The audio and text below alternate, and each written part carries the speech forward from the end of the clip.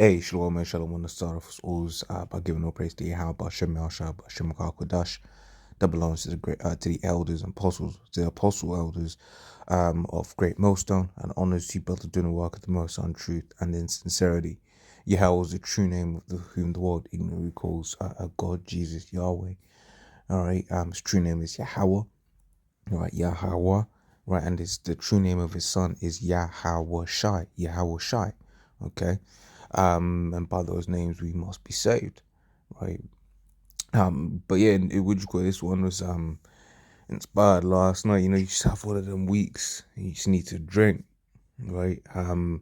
Because it's sort of like we're in this thing. We've got the battling that the spiritual elements, if you will, right? And then you've got the in the world, you got your job, you got your if you got a woman, you got your woman, all of these different stressing points, right? And every now and then you just need a drink, man, right? But hey, you get certain people that say, look, man, you shouldn't be drinking wine, this, that, and the other, but that's contrary to what the scriptures say, right? I'm just gonna grab a couple of precepts.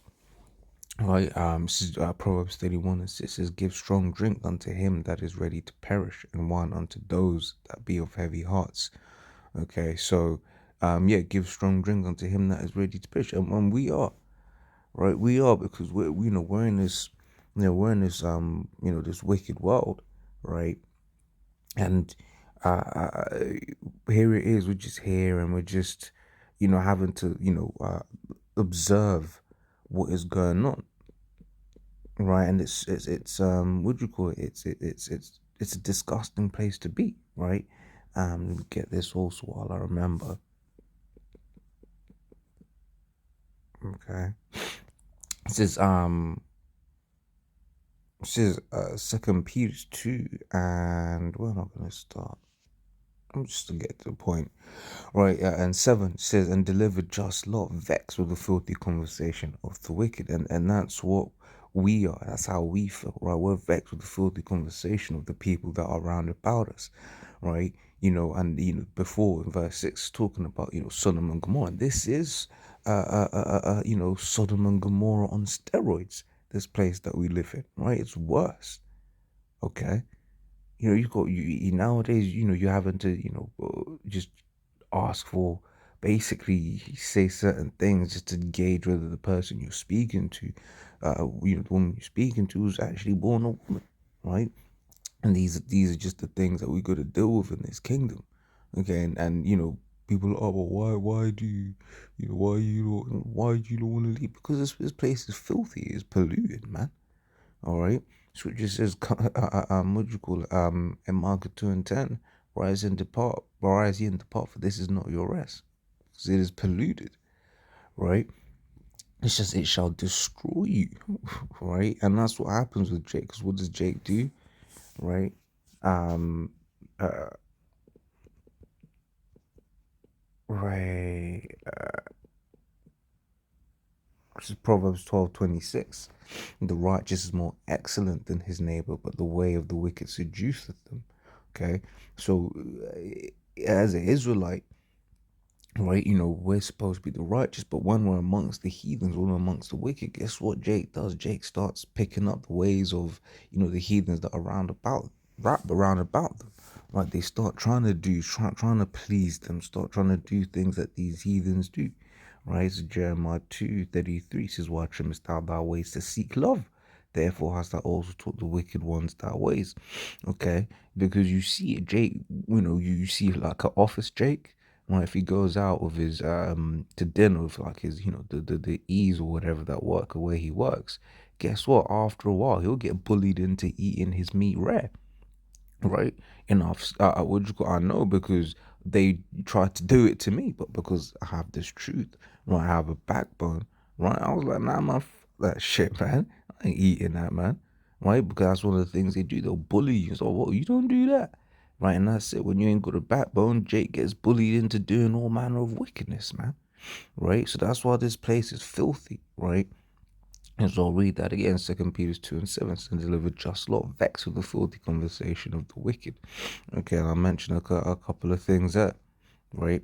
It says, Ecclesiastes 7:7 says, surely oppression maketh the wise man mad, and the gift destroyeth the heart. Okay, so this place for us, man, this ain't no this ain't no place for us to enjoy, man. This is our hell. This is our place of punishment. Okay, and whilst we're here, we just go and suffer, man, and that's just what it is. We just go and suffer while we're here. Okay, and that's why every now and then, boom. Proverbs 31:6, give strong drink to him that is ready to perish, and wine unto those that be of heavy hearts, right? And we got heavy hearts, man. We're ready to perish, man. We can't wait for the Lord to come and do His thing here, man. Right? We get annoyed when we hear these people get to have their way, but the joy is, right, that is their kingdom that's going to be destroyed, right? It's not ours. Our kingdom's about to come, right? That's the comfort. That's what the scriptures are referred to as the comforter, right? Which ultimately that's referring to Yahweh Shai. Okay, so we carry on. This is First Timothy 5:23. Now this is a letter from Paul to Timothy, right? It says, if I'm not mistaken, believe, yeah, it's a letter from Paul to Timothy, right? It says, First Timothy 5:23. It says, drink no longer water, but use a little wine for thy stomach's sake and thine often infirmities. Okay, so okay. So basically, what's being said there is like, yo, man, I know you got some stomach issues and this, that, and the other. But yeah, man, they drink instead of water, drink a little wine, have a little bit of wine, because a good red wine has certain, properties. Well, I forget the name. Apostle Paul speaks on it every now and then, but has certain properties actually that are good for you, man. Right? Says and often infirmities, right? So wine is good. So what was Paul telling Timothy to sin? Nah, right? Okay. Um, no. So next one says Sirach 39:26 says the principal things for the whole use of man, right? The principal things, okay.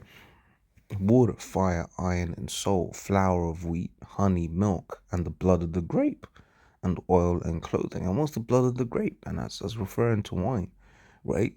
So switches here is saying these are the principal things, right? If you got these, man, you good, man.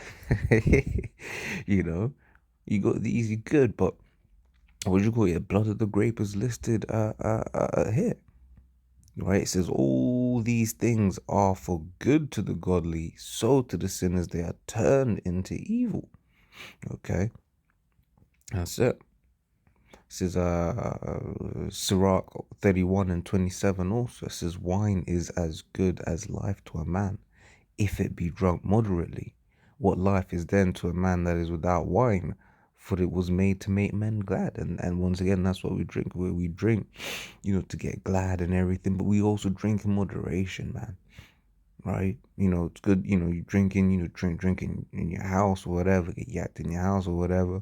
Right? But we ain't supposed to be like them people out there in the streets. You see them, right? Before, this world, turn into what you call it, lockdowns and everything. You'd walk past certain places in London, for instance. In London, you've got a place called Shoreditch, and you just be walking through there, and you just be seeing everyone that's just been drunk, coming out the bars, the clubs, or whatever, and you'd see them just vomited out on the floor and shit, man. That place is grimy as hell, man.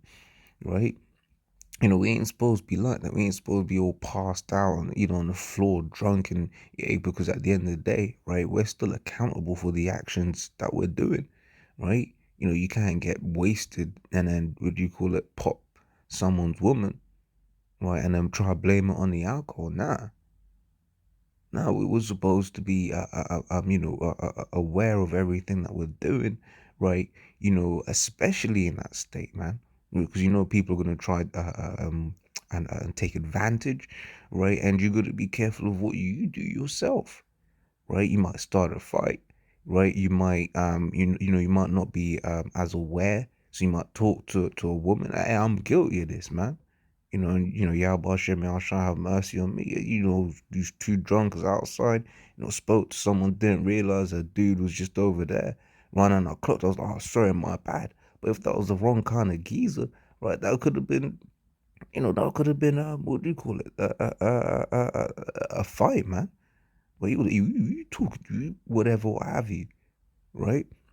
But that just goes to show you, once again, you're supposed to be drunk moderately, right? And because we're supposed to be, always we're supposed to be on point, man.